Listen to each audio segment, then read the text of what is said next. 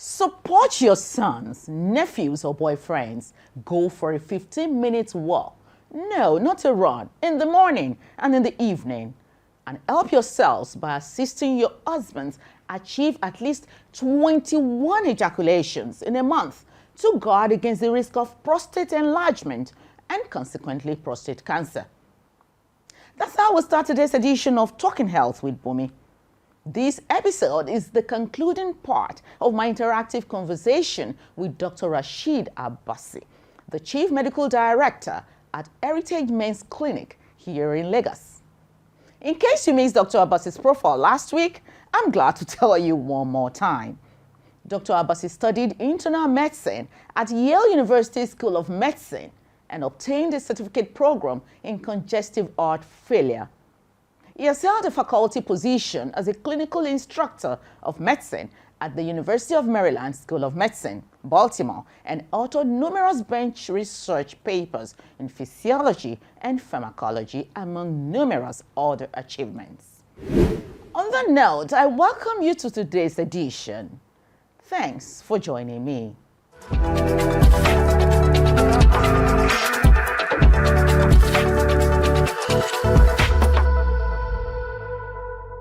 Last time, Dr. Abassi explained to detail what prostate enlargement is, the different stages, symptoms, and what to do.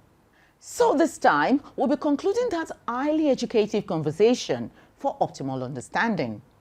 If you missed the first part, check it out on YouTube at KongaTV. So without much ado, let's get right into it. Okay, I know that it's easier for women to speak up.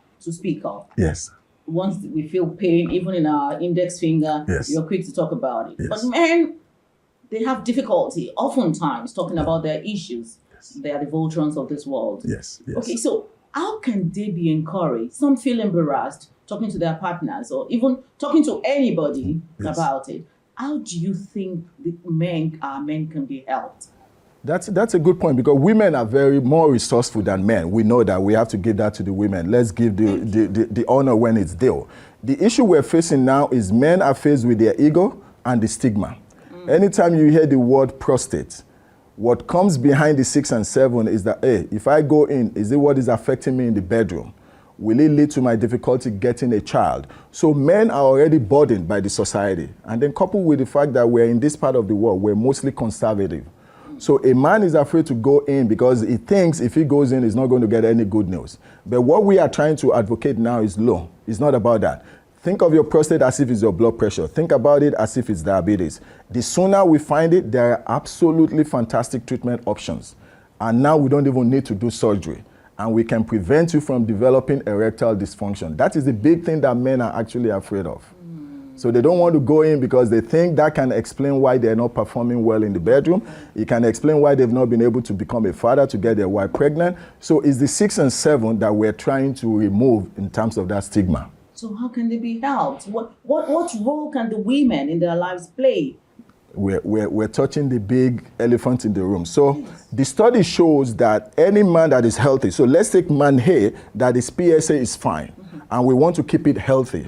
One of the options he has is to engage in more sexual intercourse. Really? Yes. The study shows that if a man engages in about 21 ejaculations a month, his chance of prostate cancer is almost 0. Can women withstand that? Yes. And so it takes another, let's step back and look at that study again. The study says that men should turn away from just sex to love making. When you make love to a woman, she's not a dumpster. You are not just 2 minutes, you're done. You actually make love to her, so you please her, she's satisfied. She will initiate the encounter more. And so if you look at a month, about 30 days, women have menses for about 5 days. So there are 25 days open. Then you have to be nice to her. You have to make it worth a while to come and meet you in the other room. And if you make it worth a while, that means there has to be enough foreplay. That is love making. It's not just sex, I'm done. Women don't appreciate that. It's tantamount to killing 2 stones with 1 bird. Absolutely. 2 birds. 2 birds with one stone. Yes, yes. Interesting. Let's go for a quick break. We'll be right back.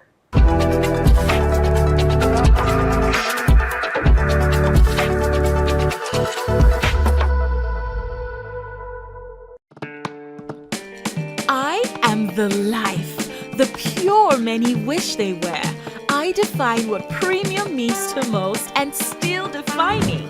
Every royalty asks of me. Dignitaries drink me with no question. I am not loud, so you won't find me in traffic. Seated at momentous ceremonies, luxurious events, and premium parties only. I am exclusive. With an unmissable presence in over 40 countries, I am global. I am the life of every occasion and gathering. I am Nestle Pure Life. Without any introduction, I am the life of the party.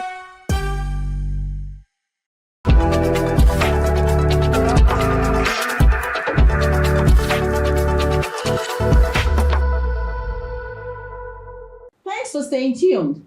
Welcome back. Now, having discussed different stages, what to do, the symptoms, now let me know,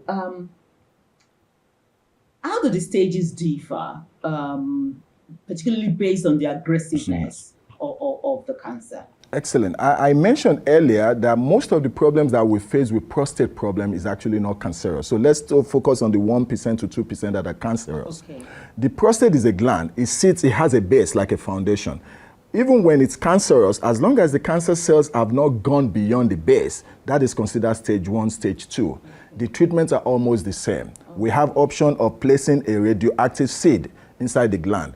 What that radioactive seed does is it allows the prostate cancer to be slowly killed. And we prefer that because it prevents the side effects. These are side effects that men are wary of. A man does not want to go for prostate enlargement or prostate cancer treatment that will keep him impotent. So the radioactive seed will prevent that. A man does not want to get to a situation where he cannot get it up, meaning does not have an erection because of prostate problem. The placing of the seed will prevent that. And most importantly, it prevents the cancer cells from spreading. See, prostate cancer is what we call a BBB cancer. It goes to the back. So some men do not even go for screening. They just come into the hospital and complain of back pain. That could be the early sign of prostate problem. Wow. The next, it goes to the brain. We don't want that, and it goes to the bones. By the time it gets there, that means it goes to the brain before the bones. It goes to the brain before the bones. So that means it's already gone out of its anatomic location. So we're in Bagada, it has gone to Ikorodu. So now the treatment for that cannot be local. That's when we use chemo.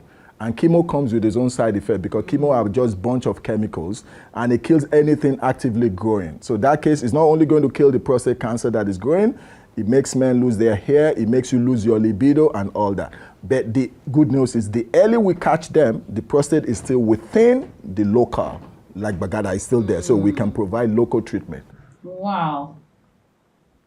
Interesting and alarming at the same time. Yes, yes. Now I want to find out. Okay. I mean, you see a lot of people go gym, do workouts in the morning, around the estates. It's become a norm right now. So I want to ask, are there any, or is there any lifestyle changes or dietary recommendations that can influence, or encourage or improve prostate health? Absolutely. Let's take that to be the greatest information we're going to give out. Great. Lifestyle changes has been shown to help. And what do we mean by that? Number one, men should become more active. We have grown as a generation to be more sedentary. We sit a lot. Sitting is the new smoking. Smoking makes prostate cancer increase and worse. So we should not be sitting. We sit too much. We're more sedentary. We're focused. We're IT. We're just cerebral, and we sit for too long. When you sit and you're not moving, your blood doesn't move. When blood doesn't move, the prostate doesn't get blood flow, so it cannot clear out the toxins. That's number one. When you mention exercise, is the best thing any listener can do. And we're not talking about training for the Olympics. We're talking 15 minutes of walk in the morning, 15 minutes of walk in the evening. It has been shown to reduce prostate cancer incidence by about 40%. Incredible. Say that again. Walk, just go for regular walk. You are not even running. You are not doing it. Just go for regular walk. 15 minutes in the morning, 15 minutes in the evening. It has been shown to slow down the progression of prostate issues. Why morning, why evening? Can't they just take a walk during the break hours in the office? Good. The study was very extensive in looking at when you and I, when we exercise, when do we get the most benefit? So most men, women do to some extent, produces testosterone, which is the hormone that makes us manly. We produce it in the morning, 10 a.m. to about 2 p.m. So if you can target your exercise towards around that, you get the maximum benefit. The 15 minutes of walk will allow the body to release a lot of endorphins. That's the feel-good hormone. That feel-good hormone will help your body clear any toxin. So nothing stays in the prostate gland. And then you can do the same thing in the evening. But let's look at the recommendation towards this part of the world. Our diet is key. We eat a lot of organic, but we eat a lot of swallow. These swallows are what we call estrogen-philic. They take blood flow away from you. They make you gain a lot of weight. So to any man listening out there, when your waist size is getting above 40, you are at increased risk for all forms of cancer, not only prostate. Oh my. So stay away from swallow in the evening. No swallow after 2 p.m. That's the recommendation. Not Dr. Abassi, after 2 p.m. Why? Swallows are complex carbohydrates, and we need to be able to burn it out. You cannot burn it when you're eating swallow to bed at 9 p.m. Like king in the afternoon with some okra soup. Yes. It's a dietary problem. But it's not all diet that is bad. One of the things that we are endowed with here is we eat a lot of tomatoes. Tomatoes are one of the best friends for the prostate. It contains 99% lycopene. When you consume a lot of fresh tomatoes, even processed tomatoes like tomato paste, your prostate shrinks, and that's what we want. We know lycopene does, and we know sex does. So when you can do those two things, yes. When prostate now shrinks, does that not have any side effects in the other room? No. So actually, the smaller your prostate, the more effective it is. We only need prostate when we're in the other room. We need it when we're able to get erection. Because one of the signs we see is most men who wake up in the morning and they don't wake up with an erection, that's a bad sign. And that means that when they go to the other room, there's likely going to be power failure. And so early morning erection is a key, is an early sign that, hey, look, something is not right with me, let me go for a checkup. Interesting. Okay, so doctor, what are the potential side effects? There are so many medical interventions, surgery and all that, chemo like you've said. Yes. Okay, what are the possible side effects? That's a good one. And these side effects are now what we see as the canary in the gold mine that is making men scared. So let's take the first one, surgery. Back in the 60s and 70s, all doctors had for prostate enlargement was to cut it out. But when you cut the prostate, you also cut the nerves that allows a man to get it up. When that nerve has been transected, that man literally becomes impotent. And that has a psychological effect. Even in this part of the world, it's more culturally debilitating. Your woman does not want to hear that you cannot satisfy her in the other room. And once you lose your prostate, your chance of being a father biologically is 0. So most men are wary of all those things. But now, advancement in technology has gone up. We don't have to do surgery. We have injections that we can give, injections that are similar to lycopene that can actually help to shrink your prostate. And the smaller your prostate is, the less PSA that your body produces, the more health your prostate is. And we know for a fact that diet can help, exercise does help, and sex helps. Interesting. So, having said that, yes, what are some available, support networks that, anybody battling with this can tap into? Good. Because men are known to, we're driven by our ego, and the stigma in the society is one. So let's start with the intimate family members. We need our wives, we need our female partners, not to point fingers when we're facing this. Because if we're on the same side, we're on the same team, the support shows. When your family members are helpful with you, you have a better outcome. Dealing with any ailment, and in this case, dealing with prostate cancer. So yes, and when you go to places like men's clinic, it's only men. So there will be no female there to even hear or eavesdrop on the conversation. What about somebody's wife wants to give him, or maybe the man himself wants the wife? Women go to labor and their husbands are there.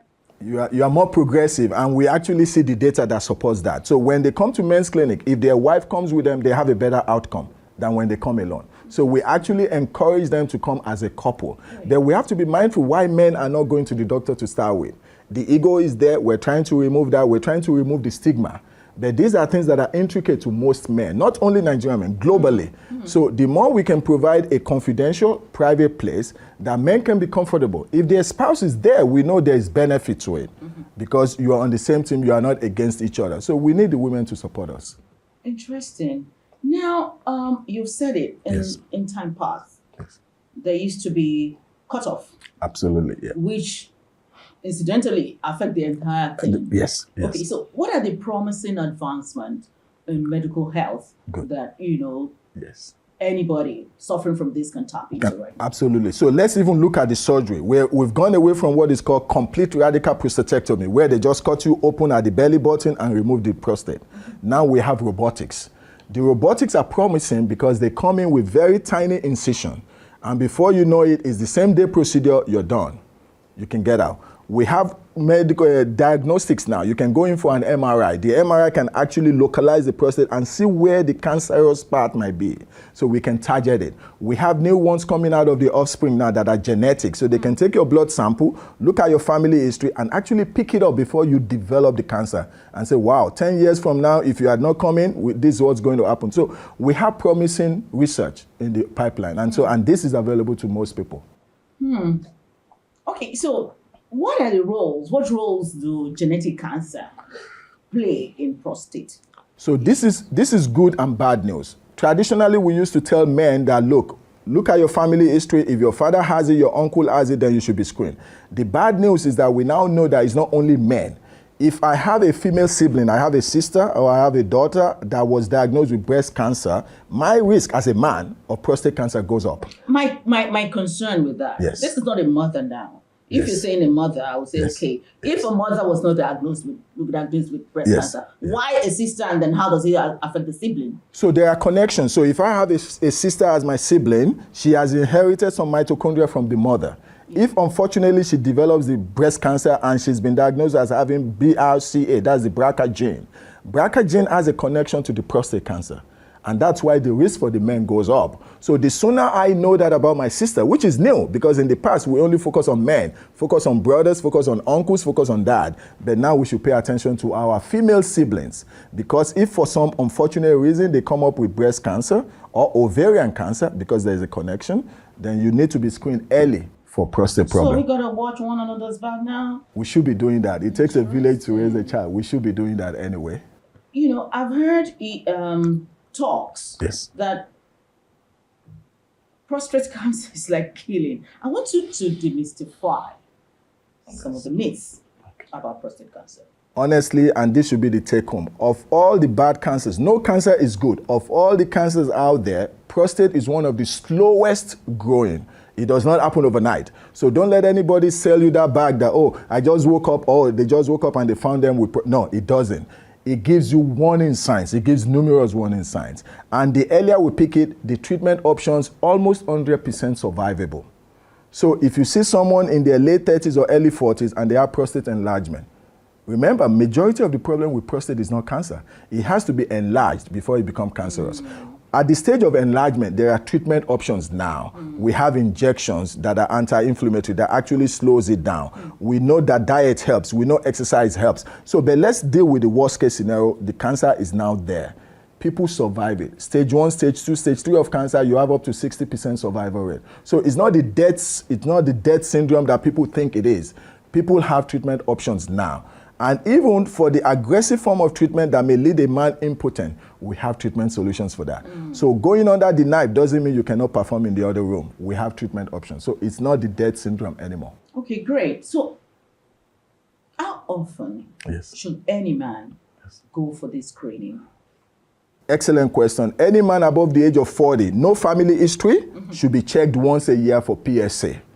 So if you check yourself in 2023 and your PSA was quote unquote normal, 1.0, you check again in 2024, that 1.0 should still be in the range of 1. 1 to 1.1 is allowed. If it jumps up to 2, even though it's normal, that's a warning sign. There's what is called PSA velocity. But the larger part of your question, a healthy man should be checked once a year for PSA. If you've had abnormal PSA, then it should be checked twice a year, every 6 months. So, but if you have a family history, then you need to be more aggressive. There's what is called aggressive surveillance. The doctor sees that your PSA is high, they're monitoring it, it's not cancerous yet, they can bring you in every 3 months because they want to keep an eye on it and give you available treatment options before it becomes bad. What are the recommended age brackets that a man or men should start? Good. So the recommendation is based on risk factors. If I don't have any family member, my sister, my dad, my uncle, nobody with prostate problem, age of 40, I should be screened. So even if I don't go for any checkup at the age of 40, I should go do my physical exam and tell my doctor to check my PSA. prostate-specific antigen. If I do have a family history, again, this is where it gets a little. If my father was diagnosed at the age of 50, I should be checked 10 years before the age my father was diagnosed. If my father was diagnosed at the age of 30, I should be checked at age 20.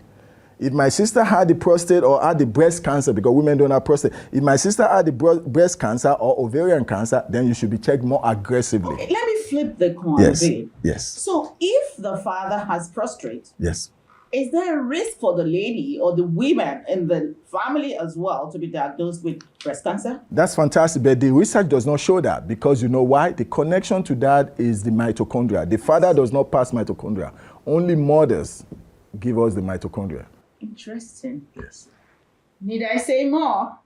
Thank you so much for this expose. Thank you. The pleasure is all mine. We can say I will have to have you back on this program because we have more. I know I'll be inundated with a lot of questions in no distant time, and I would like you to be here again to attend to those questions. Thank you so much. Thank you so much. Yes.